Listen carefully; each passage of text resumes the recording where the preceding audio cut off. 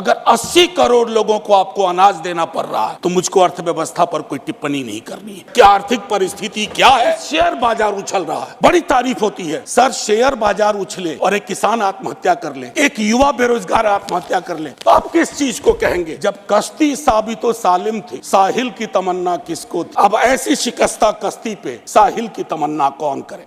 प्रधानमंत्री जी 14 में जब पहली बार चुने गए तो वो मंदिर मस्जिद की साइज के लिए नहीं चुने गए। 2 करोड़ प्रतिवर्ष नौकरियां उनका वादा था। आर्थिक परिस्थिति पे जब हम बात करते हैं ना तो सर सबसे पहले गरीब की थाली नजर आती। गरीब की आप फॉरेन एक्सचेंज रिजर्व कुछ भी रख लो, लेकिन अगर गरीब की थाली में ऊपर परिलक्षित नहीं हो रहा है तो फाइल भी किताबी है और गांव भी किताबी। तमाम हमारे भाजपा के मित्र उनको ना उससे मतलब ना हो, उसके प्रति विरोध हो, लेकिन एक बार उस दस्तावेज को पढ़िए, क्योंकि उन आंकड़ों में नंबर के बाद आर्थिक सामाजिक परिवेश भी जाहिर हुआ। मुझे लगा कि गांव शहरों के बेरोजगार पर यह ताली कितनी भारी पड़ रही है। क्या ऐसा तो नहीं है कि हम मानव विहीन और मानवीयता विहीन ग्रोथ स्टोरी के पक्ष में भजन गा रहे हैं, करतल ध्वनि कर रहे हैं? सर कोई भी वैसा ग्रोथ जो फेसलेस हो, जॉबलेस हो, उस ग्रोथ से देश की हकीकत नहीं बदलती है। मैं मानता हूं आपने वो तिलिस्म विकसित कर लिया है कि समस्याओं को एड्रेस किए बगैर भी चुनाव कैसे जीते जा सकते हैं, लेकिन जिन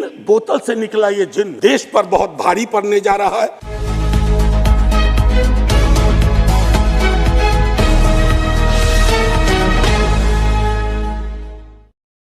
मैं सिर्फ ये कहना चाहूँगा, आज सुबह जब पता चला कि economic situation in the country पर शॉर्ट ड्यूरेशन डिस्कशन है, तो मुझे कभी नहीं लगा था कि हमारी पूरी बातचीत टैक्सेशन, फॉरेन एक्सचेंज रिजर्व्स और वगैरह वगैरह की चीज़ों में रहेगी। अर्थव्यवस्था का वो एक चेहरा हो सकता है, लेकिन एक जनप्रतिनिधि जो राज्यसभा और लोकसभा में बैठे हुए हैं, उनके लिए आर्थिक परिस्थिति पे जब हम बात करते हैं ना तो सर सबसे पहले गरीब की थाली नजर आती है।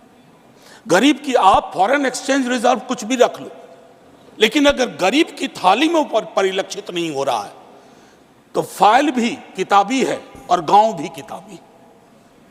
मैं सिर्फ और हाँ, बहुत बढ़िया कहा जावड़ेकर साहब ने कहा 80 करोड़ लोगों को, हालांकि मैं उस शब्द का इस्तेमाल नहीं करूंगा कि मुफ्त कुछ नहीं होता सर। मैं कई बार सदन में बोल चुका हूं, अगर 80 करोड़ लोगों को आपको अनाज देना पड़ रहा है तो मुझको अर्थव्यवस्था पर कोई टिप्पणी नहीं करनी है कि आर्थिक परिस्थिति क्या है, कितनी समावेशी है, वगैरह वगैरह।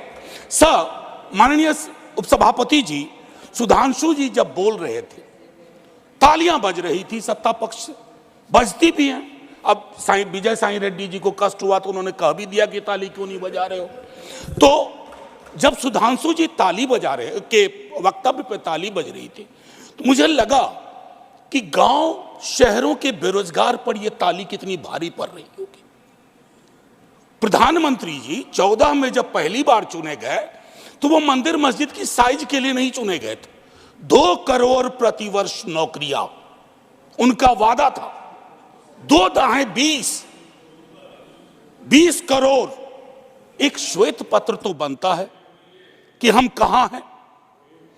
सर माननीय उपसभापति महोदय, मैं कुछ चीजें आपके मध्य, क्या ऐसा तो नहीं है कि हम मानव विहीन और मानवीयता विहीन ग्रोथ स्टोरी के पक्ष में भजन गा रहे हैं, करतल ध्वनि कर रहे हैं? सर कोई भी वैसा ग्रोथ जो फेसलेस हो, जॉबलेस हो, उस ग्रोथ से देश की हकीकत नहीं बदलती है। सर बड़ी बड़ी बात लोग कर रहे थे। अभी पिछले महीने ये खूबसूरत किताब आई है, वेल रिसर्च्ड। आधी किताब में सर रेफरेंस है, ये है अनइक्वल। सर हम किन देशों से पीछे हो गए हैं पता है? छोड़िए अमेरिका यूरोप की बात, बांग्लादेश और नेपाल इनकम इनइक्वालिटी को एड्रेस करते हुए मानवीय सूचकांक में हमको पीछे छोड़ चुका है। ये है सर दस्तावेज, ये अनइक्वल स्वाति नारायण की। बीते दिनों बिहार में एक जातिगत सर्वेक्षण हुआ। मैं चाहूंगा तमाम हमारे भाजपा के मित्र उनको ना उससे मतलब ना हो, उसके प्रति विरोध हो, लेकिन एक बार उस दस्तावेज को पढ़िए, क्योंकि उन आंकड़ों में नंबर के बाद आर्थिक सामाजिक परिवेश भी जाहिर हुआ है।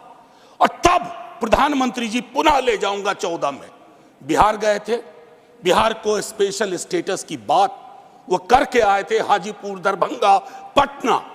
सर, बिहार को आपकी जरूरत है माननीय सत्ता पक्ष। बिहार के पास रेवेन्यू के साधन कमतर हैं। बिहार को लेबर सप्लाई स्टेट के नजरिए से मत देखिए, बिहार को स्पेशल स्टेटस दीजिए।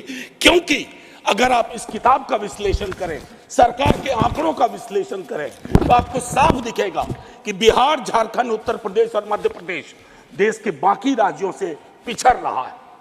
उसके अलावा दूसरा पहलू कहता हूं माननीय उपसभापति महोदय, इस किताब में बाबा साहब भीमराव अंबेडकर को धृत किया गया है नॉर्थ साउथ डिवाइड के संदर्भ में भी। और ये पुरानी बात है सर, एफडीआई को ही देखिए कि नॉर्थ में कितना, साउथ में कितना, तो ये फर्क आपको साफ नजर आ जाएगा। इसलिए मैं कहता हूं कि बिहार को नए नजरिए से देखिए। जो शुरुआत वहां के मुख्यमंत्री नीतीश जी, तेजस्वी जी ने की, आप हैंड होल्डिंग करिए और स्पेशल स्टेटस दीजिए। दूसरी चीज सर, अगर मनरेगा में रूरल डिमांड बढ़ रहा है तो रूरल डिस्ट्रेस को एक्नॉलेज करिए। उसको एक्नॉलेज किए बगैर बात नहीं बनेगी। उसको डिनाइल से अब कुछ हासिल नहीं कर पाए। पॉवर्टी इंडेक्स पर आपने कई वर्षों से काम नहीं किया।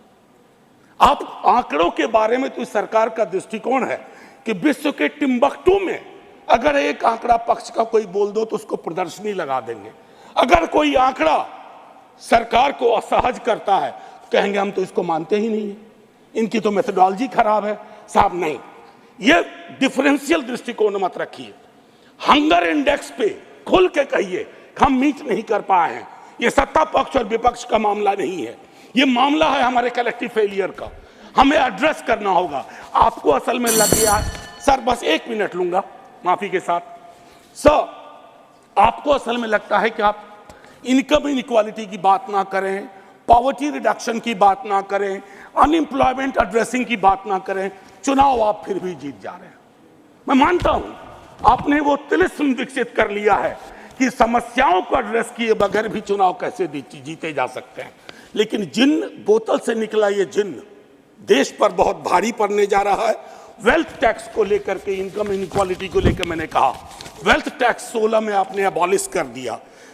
किसानों के बारे में सर मैं कहता हूं, आप कहते हैं शेयर बाजार उछल रहा है, बड़ी तारीफ होती है सर। शेयर बाजार उछले और एक किसान आत्महत्या कर ले, एक युवा बेरोजगार आत्महत्या कर ले, तो आप किस चीज को कहेंगे सर? और कुछ नहीं कहना चाहता।